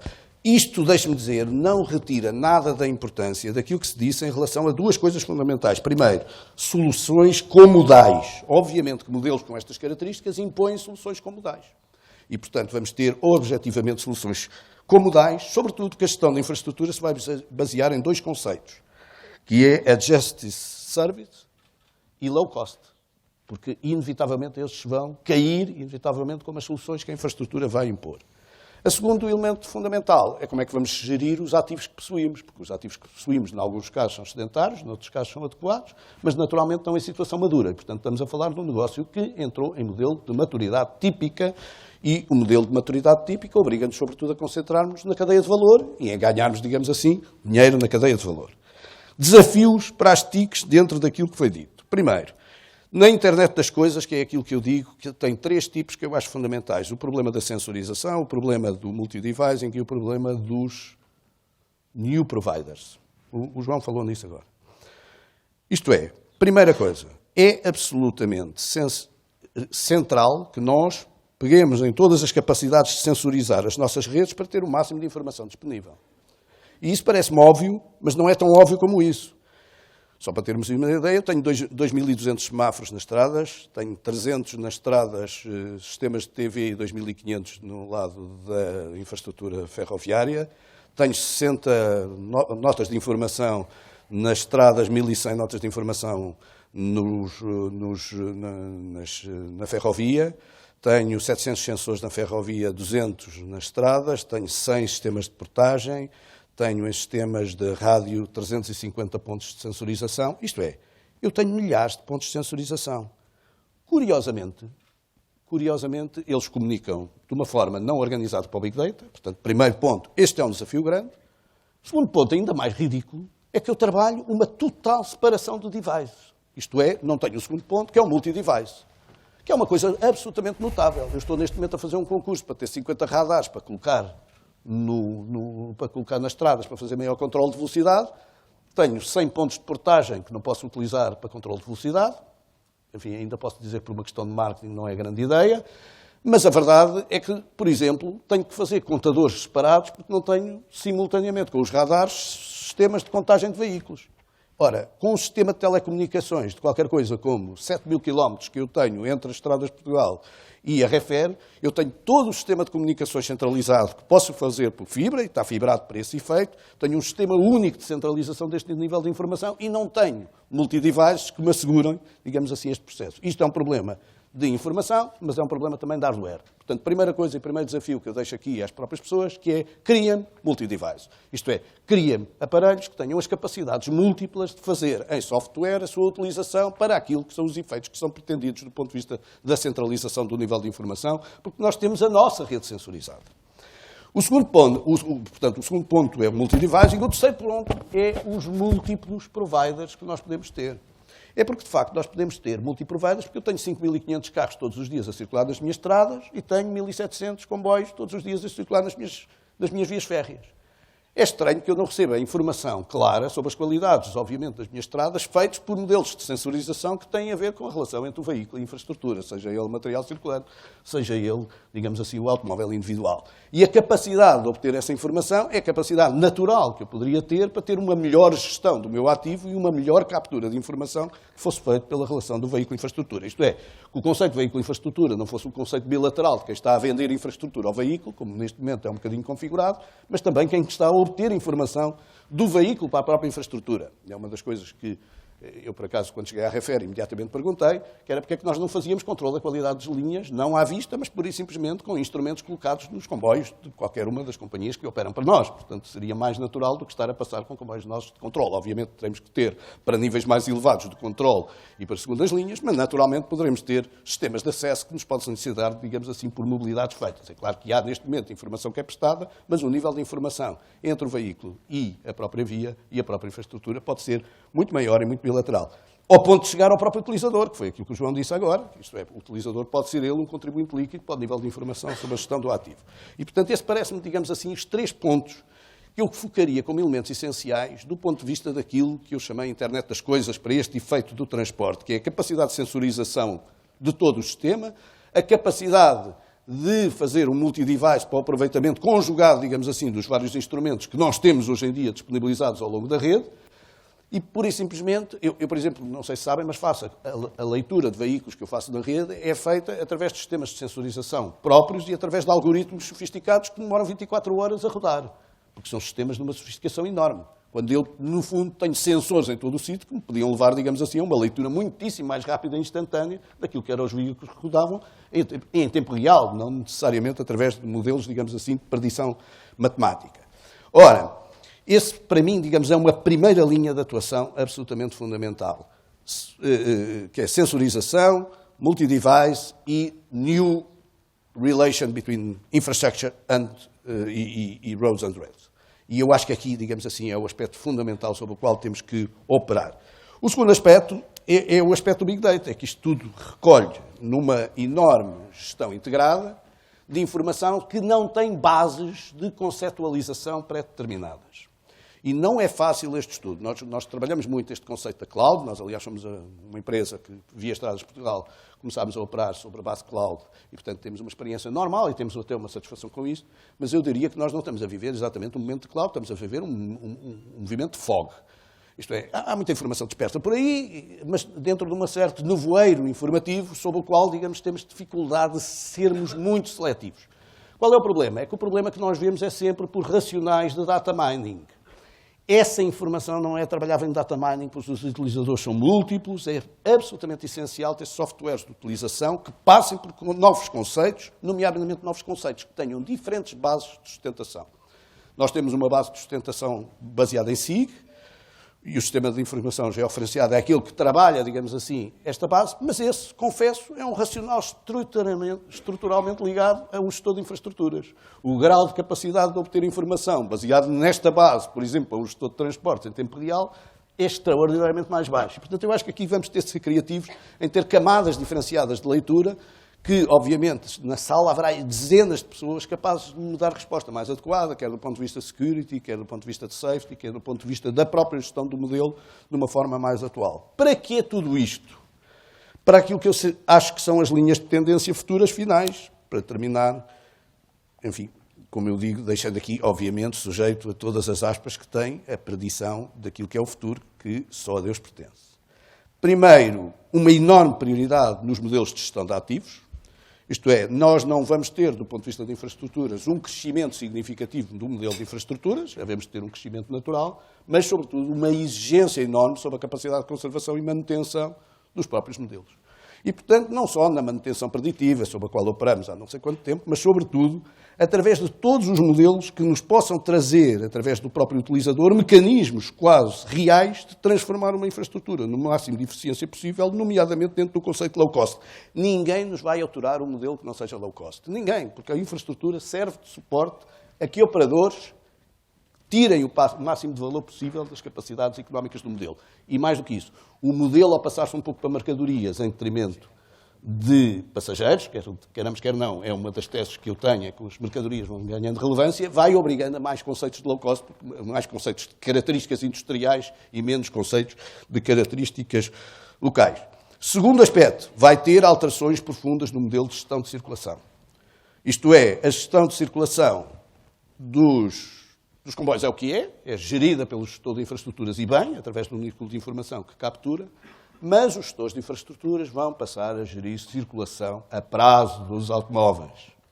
Isto é, primeiro numa fase de gestão e circulação assistida e mais tarde de gestão autónoma. Vai haver estradas onde o operador vai ser chamado a gerir com pouca intervenção humana.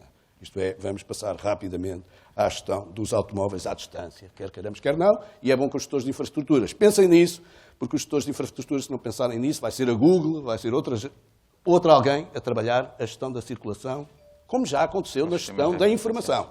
Eu chamo a atenção que a gestão da informação, que era uma propriedade da infraestrutura, é neste momento um ótimo negócio do ponto de vista dos gestores tecnológicos, porque a infraestrutura nunca percebeu que tinha um negócio na gestão da informação. Depois, há também um novo processo e um novo futuro que vai ser a definição da mobilidade paga, e a mobilidade paga não será apenas a mobilidade de portagem, vai ser a mobilidade paga do ponto de vista de toda a gestão dos próprios modelos, seja dos modelos de seguros, seja do modelo de seguro pessoal e não o seguro por veículo. Enfim, não faz sentido nenhum que se eu tenho 2 automóveis e ando só com um de cada vez, que tenha que pagar 2 seguros pelos 2 automóveis, que possa operar, digamos assim, eu próprio com um movimento individualizado de seguro. Isto é um exemplo claro e tradicional, sobretudo com GPS. Hoje em dia não tem dúvida nenhuma que nós podemos seguir um automóvel por onde quisermos. Aliás, há testes a ser feitos sobre essa realidade e que a gestão do software depois permite, obviamente, trabalhar do ponto de vista do custo para o operador de modelos bastante mais eficientes. E finalmente, aquilo que disse que eu acho um ponto importante e que às vezes passa despercebido, que é há uma redução do paradigma e das características do paradigma ambiental que influenciaram, sem sucesso, mas influenciaram muito, a gestão dos transportes. Eu não estou a dizer que a parte verde não é fundamental ao modelo. O que eu estou a dizer é o seguinte: tem havido uma evolução em que são as características de base energética que tomam e que colocam decisões sobre a gestão da mobilidade. E, aliás, isto é particularmente claro no Livro Branco de 2010, que vem dizer claramente que a opção de modos é uma opção de caráter, não ambiental, mas energético. Isto é, que a consideração dos modelos energéticos são mais importantes que a consideração dos modelos ambientais. De outra maneira, para o trabalho urbano, seria difícil amanhã competir entre carros elétricos e transportes públicos elétricos, atendendo, por exemplo, a questões como o ruído. Isto é, dificilmente eu conseguiria, em termos ambientais, compatibilizar o ruído que faz um comboio da Fertagos, para não falar aqui da Cristina, com aquilo que seriam, digamos assim, as exigências que eu consigo fazer, obviamente, nos carros elétricos no ruído. O que eu estou a chamar a atenção é que progressivamente nos estamos a desviar das características base ambientais com que sempre convivemos, de um modelo verde com que sempre convivemos, mas para modelos que são eles próprios configurados por soluções com caráter energético. E são as prioridades energéticas que permitem uma rediscussão interessante, como, por exemplo, a rediscussão da organização do território, que me parece, por exemplo, uma das discussões que foi mais abandonada durante este período. A discussão da reorganização do território tem configuração dos transportes que pode vir a alterar substancialmente alguns dos próprios paradigmas que eu aqui disse. E, portanto, conjugação da internet das coisas, não apenas com os operadores que aqui referimos, mas com os operadores logísticos, com os operadores de parques industriais, com os operadores de acesso, com milhares de operadores envolvidos, que obviamente têm outra dimensão. E, portanto, a minha visão pessoal para a APDC e para todos aqueles que prestam serviços globais, digamos assim, a esta indústria da infraestrutura e um bocadinho dos transportes, porque eu não me consigo, digamos assim, obviamente, separar daquilo que é o resultado final daquilo que a infraestrutura serve, baseia-se nestes conceitos. Muita internet das coisas, onde mudaremos, digamos assim, o modelo, mas onde temos que fazer quase de novo, porque temos problemas também do ponto de vista do modelo de sensorização atual, não só apenas de softwares de tratamento. Depois um modelo muito orientado, na minha opinião, para uma gestão de Big Data, não de uma forma normal, que poderíamos ter, digamos assim, pela homogeneidade dos dados, mas sim pela multiplicidade dos dados, algo muito mais exigente, muito mais diferente e muito mais de níveis distintos.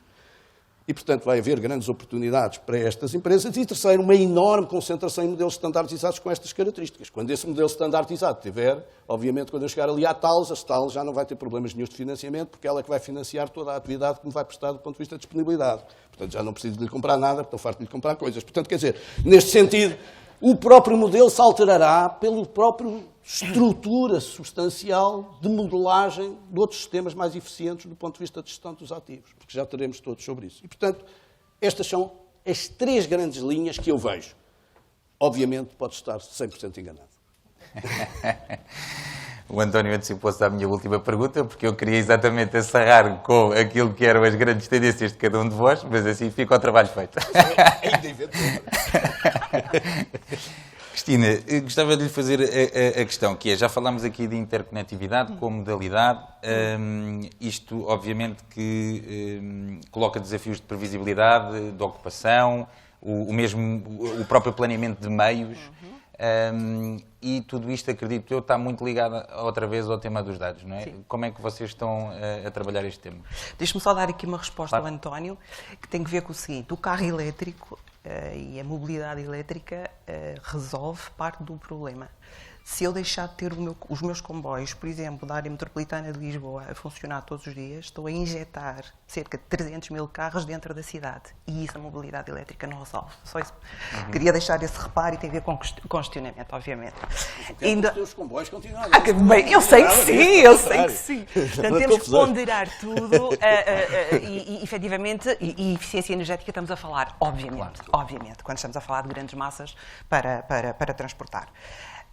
Relativamente às TIC, ao futuro e à nossa eficiência na gestão dos recursos, gostava de vos lançar aqui um desafio e tem a ver com o seguinte, que eu tenho pensado nisto até com o meu diretor de sistemas de informação, por acaso está aqui presente. A dada altura, as empresas públicas, apesar de há muito tempo não terem dinheiro, elas sempre consideraram que eram empresas ricas, como eu costumo dizer, não é? E, portanto, o dinheiro caía sempre e, no final do mês, os ordenados sempre foram pagos e, portanto, o dinheiro vinha de lá de onde vinha, ela sempre teve dinheiro. E a minha pergunta é, porquê que cada um de nós, operador público, tem que ter uma software house? Eu tenho uns sistemas de informação que tem um diretor, tem diretores de projeto, que tem um call center, que tem helpdesk. Eu tenho uma equipe de 56 pessoas. E eu pergunto, porquê que o CP, que quer é vender, que quer é ter clientes, tem que ter uma estrutura desta natureza, que por sua vez, fruto das circunstâncias e da evolução dos tempos, deixei de poder recrutar, deixei de poder rejuvenescer. Ou seja, tenho uma software house neste momento um bocadinho caquética, mas é o que tenho para responder à exigência do cliente que queria ter a resposta no telemóvel agora.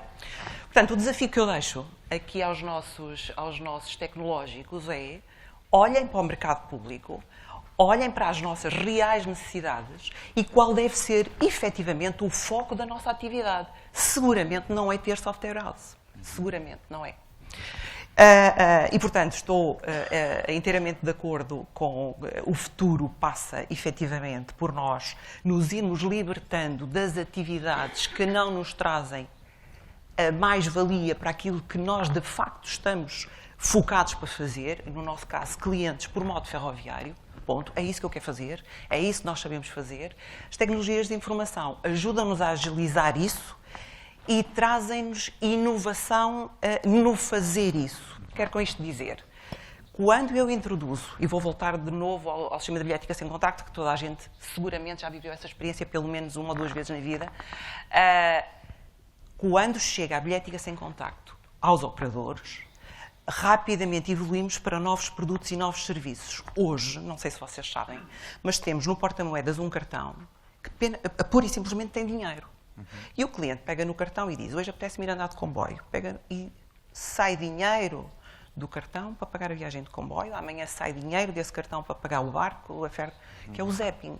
Isto só foi possível fruto de uma bilhética sem contacto, fruto desta desmaterialização. Portanto, nós somos um bocadinho dadores de necessidade aos sistemas de informação, mas, por outro lado, somos receptores absolutos da inovação que eles nos possam trazer para nós vendermos mais. E vendermos mais quer vos dizer que o título zapping na CP hoje é o que mais cresce. E cresce a 2 dígitos. Isto quer dizer o quê? Que o cliente está pura e simplesmente desligado do modo que viaja, ele quer intermodalidade, ele quer tal e aqui estou-me a repetir, mas de facto é isso que os números dizem, ele quer mobilidade de A a Z, independentemente de onde vai. E o cartão zapping dá-lhe isso, e portanto os títulos intermodais dão-lhe isso, e é para isso que nós temos que trabalhar. Portanto, com estes alertas, os sistemas de informação que nos ajudem a criar, a crescer e a aportar valor. Quando eu tenho 110 milhões de passageiros ano, admitindo que cada um destes, e vou num número pequenino, faz 10 movimentos comigo no site, nos preços, nos horários, imaginem a quantidade de dados, portanto, que eu estou a processar. Portanto, eu sou um fornecedor de excelência para essa grande coisa que vocês aqui chamam, e eu vou repetir, o Big Data. Portanto, é por aí. Digam-me como é que eu, com isso, faço crescer a minha receita, porque é disso que eu preciso. Se vai à cloud, vocês me dirão o que é que eu tenho que fazer. Eu preciso é de saber que, às quintas-feiras, todas as semanas, a minha bilheteira do Caixa de Sodré está com uma fila de pessoas. Porquê? Porque provavelmente vai tudo para a noite, os miúdos vão, quem são eles, que idade têm, porque é que às quintas-feiras, o que é que eles estão a comprar. É isso que eu preciso de ter e, no limite, é isso que os meus sistemas de informação me precisam de estar a trabalhar para poder tomar decisões. E não se o servidor já tem 10 anos, 12 anos e anda a mudar. Não é isso, não quero isso. Mas, de facto, é nesse período que estamos, ainda estamos a olhar para o parque infraestrutural que temos, que é antigo, e a pensar como é que, e o nosso plano é que dentro de 3, 4 anos, possamos começar a fazer aquilo que aqui foi falado e muito bem, que é a externalização daquilo que não é core para a nossa atividade. Obrigado, Cristina. Eu notei aqui esse ponto, de facto, até porque é um exemplo que já foi seguido noutras áreas do setor público, que é a criação de serviços partilhados, portanto, poderá ficar aqui este interessante desafio. Dr. Silva Rodrigues, em relação à Barraqueiro, já falou aqui que a grande tendência é o foco menos no processo e mais no utilizador. Já falámos aqui também da questão da importância dos dados, a questão também da concorrência que vai existindo quer no transporte urbano, quer no transporte de meia e longa distância. Enfim, isto tudo para conseguir uma oferta mais competitiva, não é? Há aqui uma quantidade de fatores que têm a ver também com a própria qualidade do serviço a bordo. E a minha pergunta é como é que o Grupo Barraqueiro está a analisar isto, tendo até, enfim, uma característica um bocadinho diferente da CP, que é ter transporte rodoviário, público rodoviário e ferroviário. Não é? Sim, rodoviário, ferroviário, metroviário, certo. Portanto, enfim, e temos a expectativa de ampliar naturalmente este portfólio, agora com as concessões, esperando que Lisboa possa correr melhor do que o Porto, do ponto de vista do próprio processo, e, portanto, desse ponto, digamos, há uma experiência muito alargada e muito transversal. Deixem-me, no entanto, previamente fazer 2 notas. A primeira, eu não tenho tanto a certeza como o António de que não vai haver crescimento da mobilidade, e, sobretudo, no tocante à mobilidade de mercadorias, penso que irá seguramente haver crescimento. E mesmo em relação à mobilidade de pessoas, enfim, não tenho tantas certezas.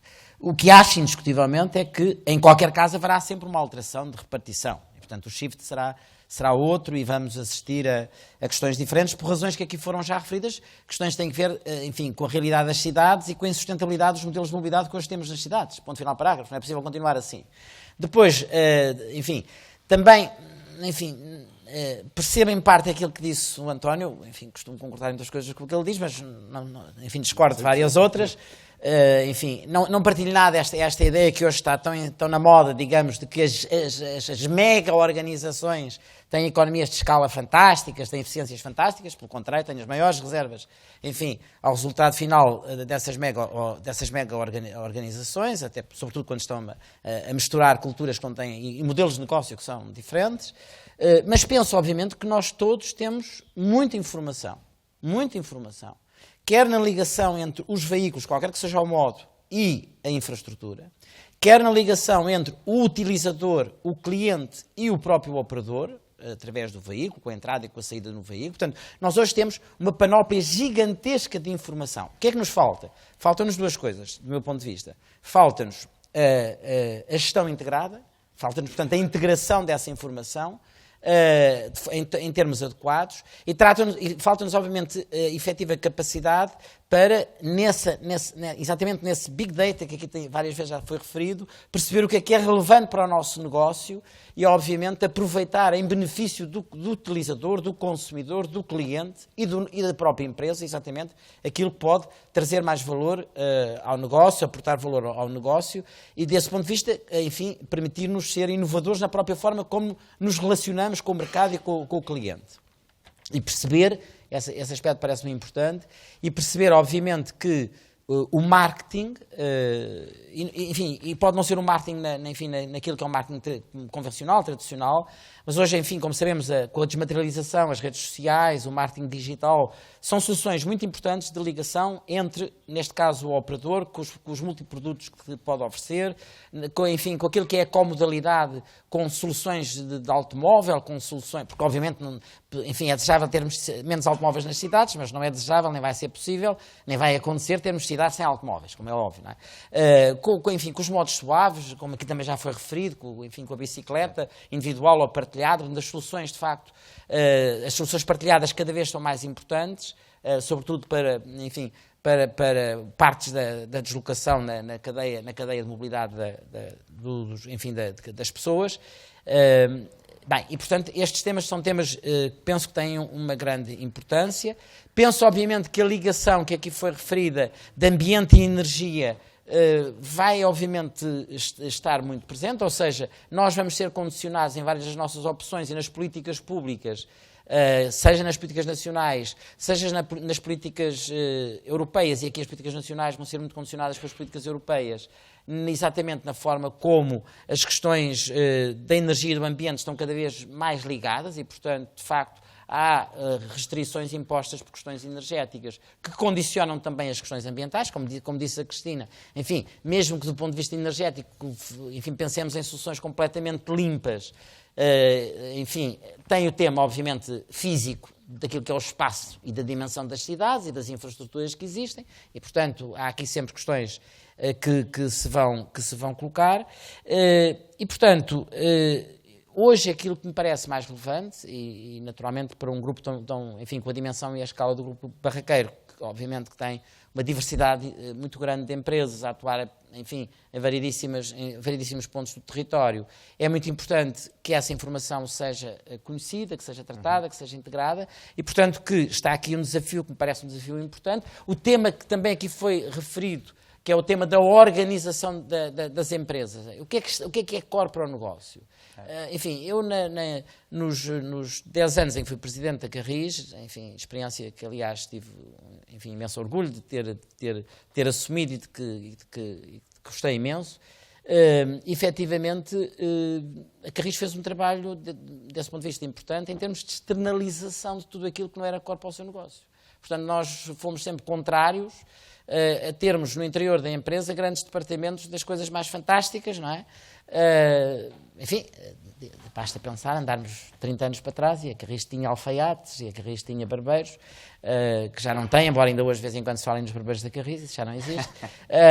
Bem, e portanto isto significa que é outro modelo de negócio, e portanto que é concentrado, e portanto isso, sejam as empresas públicas ou sejam as empresas privadas, cada vez mais, obviamente, numa situação de escassez de recursos, numa situação, obviamente, de rentabilização de ativos, esse tema vai-se colocar e, portanto, nós necessariamente vamos olhar para quem faz melhor e quem faz mais barato. É claro que é preciso que faça mais barato. E, portanto, nós estamos aqui num setor, obviamente, que normalmente o que faz não é barato. Enfim, custa sempre bastante dinheiro. Muitas vezes também há, pelo nosso lado, abordagens erradas de queremos soluções à medida. E eu acho que esta ideia de que também muitas vezes isto nas empresas, que eu sou diferente e, portanto, aquilo que eu necessito mais ninguém... Quer dizer, não é assim. Portanto, nós sabemos que a standardização também aqui é relevante, embaratece efetivamente as soluções e torna-nos a nós menos reféns dos providers de soluções, de soluções tecnológicas, como é óbvio, não é? Porque no momento em que se caminha para uma maior standardização, enfim, não estou a pensar se diga isto ou não, mas vou correr o risco de dizer. Também não sei se isso interessa muito a todos os que aqui estão, mas enfim, por várias razões, mas no momento em que se caminha para maiores níveis de standardização, isso obviamente banaliza aquilo que hoje, enfim, cada um de vós procura que não seja banalizado, que é as vossas soluções são diferentes e são melhores que as soluções do vizinho do lado. Bem, nem sempre é assim, a minha experiência, enfim, evidenciou-me isso. Agora, o que é verdade é que também nós, quando casamos com um provider tecnológico, é um casamento para a vida, não é? E isso nem sempre é bom. Diria que isso não é necessariamente tem vindo a mudar.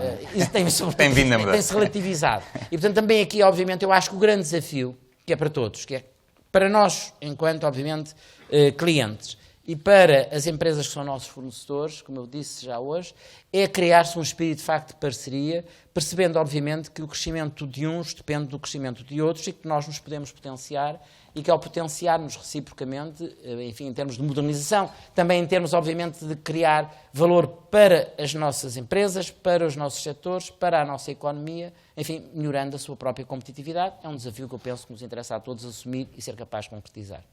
Muito bem.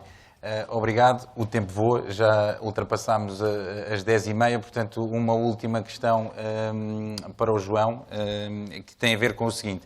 Tendo aqui, sendo vocês um fornecedor de referência mundial, nomeadamente para infraestruturas, e tendo o paradigma do investimento na infraestrutura a mudar, né, tendo parado esta lógica da construção e, como o António já referiu aqui diversas vezes, a questão da otimização daquele mesmo ativo que foi construído à custa de um enorme investimento nos últimos anos, a minha pergunta para a Thales é como é que vocês estão agora a posicionar, né? Porque, pelo menos a nível local, do ponto de vista do investimento na infraestrutura, ela vai ser bastante mais criteriosa e limitada, não é?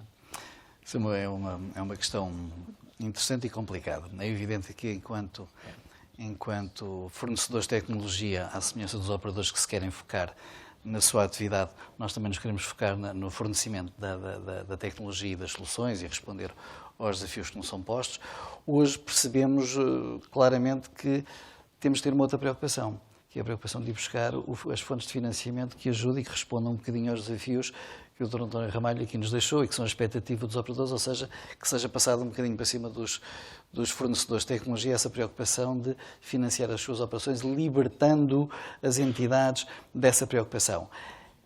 É evidente que é um desafio e é um problema, diria, para os fornecedores de tecnologia, porque do ponto de vista financeiro não é minimamente interessante fazer este exercício, mas como tudo muda, do nosso lado percebemos que esse é o desafio, que a força vai nesse sentido, estamos a mudar também o mindset para poder acompanhar dentro de padrões razoáveis, porque há limites para o compromisso fora do nosso âmbito de atividade que podemos assumir, que as multinacionais assumem, mas claramente que o seguimos.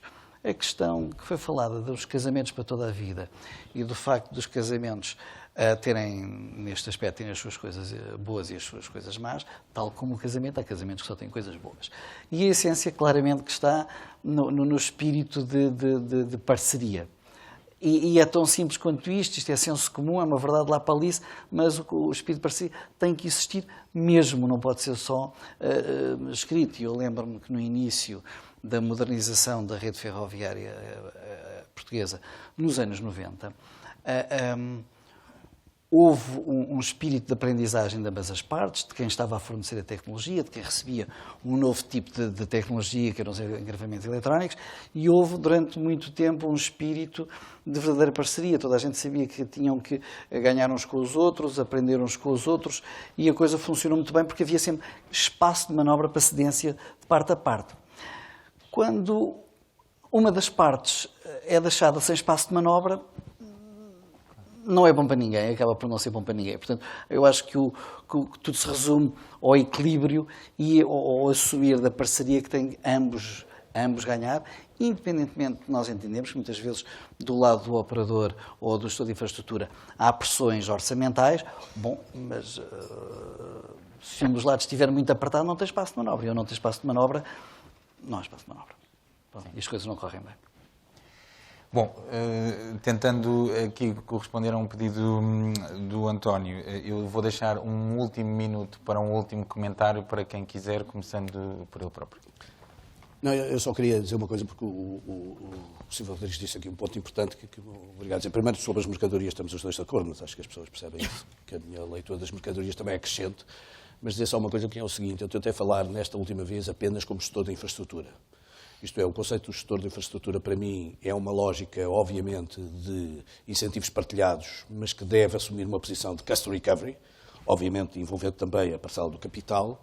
Leitura que não tenho em relação àqueles a quem eu forneço, digamos, a infraestrutura, que são aqueles que são os gestores individuais, que, na minha opinião, mais parcelados ou menos parcelados são irrelevantes, mais privados ou públicos já não são irrelevantes. Sou um forte defensor de que a iniciativa privada traz sobre isso uma melhoria da operação e sobre os quais o valor acrescentado da operação é particularmente, digamos assim, interessante. Procurei dizer isto a primeira vez. Portanto, eu vejo uma leitura substancial no modelo de infraestrutura separado do modelo de operação, portanto, já nem vou às discussões de há 15 anos atrás sobre a ferrovia, que hoje em dia ainda entusiasmam certos espíritos mais renascentistas, mas pura e simplesmente neste conceito que, para mim, também, já agora para a PDC, porque esse é o ponto importante, na minha opinião, leva a uma reflexão diferente de alguns dos modelos de estruturação da resposta do ponto de vista de tecnologias. Como, por exemplo, este que o João disse, ou que o Manuel, que aqui está, também certamente pensará, que é ponderar até que ponto é que não devem ser feitos sucessivos modelos de disponibilidade de serviço e menos,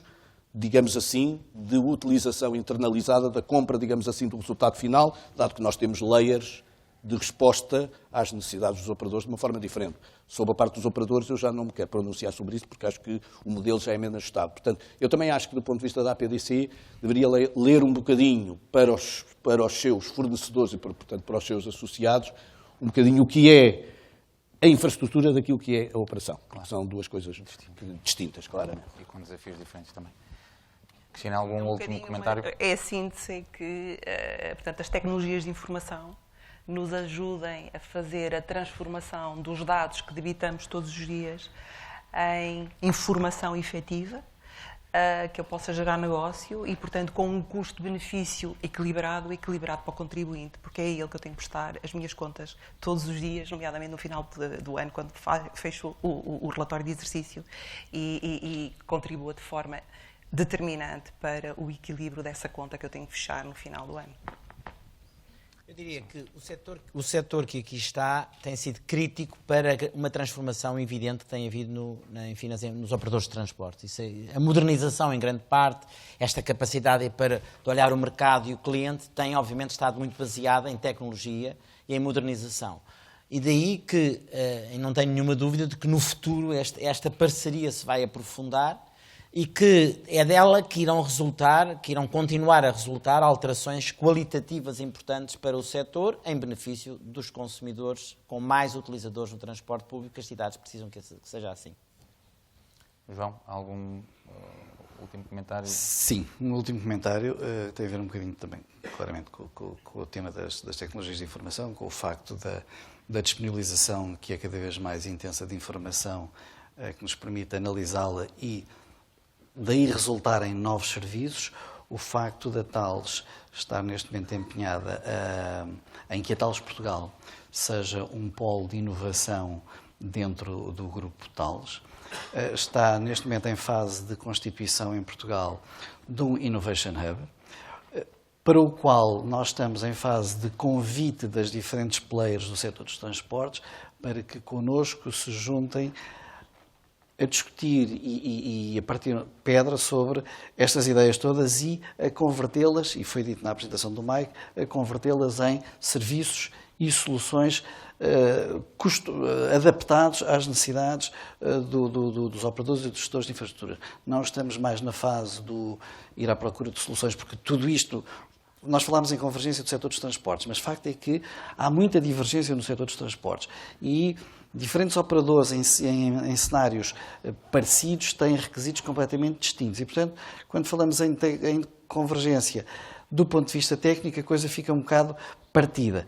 E, portanto, há, evidentemente, sempre a necessidade de uma adaptação e de um trabalho de customização. E, nessa medida, este Innovation Hub que estamos a constituir em Portugal, para o qual convidamos os players, tem esse objetivo, para toda a gente à mesa, analisar os objetivos, os problemas, as soluções, fazer uma prototipagem rápida do que é que podem ser possíveis soluções para isso e implementá-las e pô-las no mercado, obviamente com mecanismos de partilha de receitas associados a isso. Muito bem, acho que é uma excelente ideia e uma boa forma também de concluir este debate. Agradeço a todos a presença. Para mim, resta-me apenas dizer que foi um prazer fazer este estudo de tendências e moderar este debate. A bola agora está do lado do setor e, portanto, cabe-nos a nós todos dar resposta aqui aos desafios lançados. Muito obrigado e um bom dia.